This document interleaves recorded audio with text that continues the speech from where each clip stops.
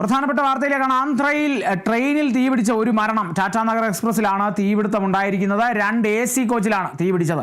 തുടർന്ന് യാത്രക്കാർ chain വലിക്കുകയായിരുന്നു. 2 AC കോച്ചുകളും പൂർണ്ണമായും കത്തിനശിച്ചു. സംഭവത്തിൽ റെയിൽവേ അന്വേഷണം ആരംഭിച്ചു.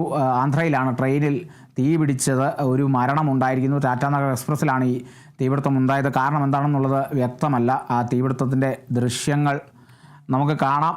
അത് കുറച്ച് രൂക്ഷമാണ്. അത് ഒരു മരണമേ ഉണ്ടായിട്ടുള്ളൂ.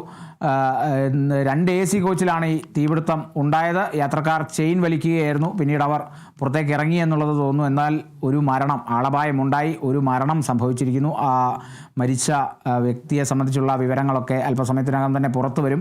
2 AC കോച്ചുകൾ പൂർണ്ണമായും കത്തി നശിച്ചു എന്നുള്ളതാണ് മനസ്സിലാകുന്നത്. അത്തരത്തിലാണ് വിവരങ്ങൾ ലഭിക്കുന്നത്. റെയിൽവേ അന്വേഷണം ആരംഭിച്ചിട്ടുണ്ട്. എങ്ങനെയാണ് പെട്ടെന്നൊരു എക്സ്പ്രസ്സിൽ തീപിടുത്തം ഉണ്ടായത്? അത് ഏറെ ആശങ്കാജനകമാണ്. അല്ലെങ്കിൽ അത് അന്വേഷിക്കേണ്ടത് തന്നെയാണ്. അല്ലെങ്കിൽ പെട്ടെന്നൊരു തീപിടുത്തമൊക്കെ ഒരു ഓടുന്ന ട്രെയിനിൽ ഉണ്ടാകണമെങ്കിൽ ഇത്തരത്തിലുള്ള ആദ്യത്തെ ഒരു പ്രാഥമിക നിഗമനം എന്ന് പറയുന്നത് ഇത്തരത്തിൽ ട്രെയിനുകളിൽ സംഭവിച്ചേക്കാവുന്ന ഒരു ഷോർട്ട് സർക്യൂട്ടാണ്. പക്ഷേ ആ ഷോർട്ട് സർക്യൂട്ടിനൊക്കെ എത്രത്തോളം സാധ്യതയുണ്ടെന്നുള്ളത് കണ്ടറിയേണ്ടിയിരിക്കുന്നു.